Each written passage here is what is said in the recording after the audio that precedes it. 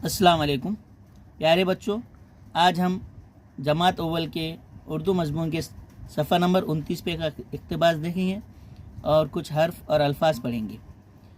आइए शुरू करते हैं। गर्मी का मौसम, आप पेंसिल रखिए। गर्मी का मौसम है, आज धूप ज़्यादा है। दादा बाज़ार से नारियल और आम लाए। अम्मी ने कहा, दानियाल दादा जान के लिए पानी लाओ। ये सुनकर बानो दादा के लिए लीमू पानी लाई। दादा ने पानी पीकर दोनों को दुआएं दी। अब देखो नीचे कुछ हर्फ हैं, पढ़िए वो देखकर। अलिफ मद आ, पे प, दाल द, लाम ल, नून न, हमजा अ। बहुत अच्छी, शाबाश। अब नीचे कुछ लफ्ज लिखे हुए हैं, सुनो, देखो, दोहराओ और पढ़ो।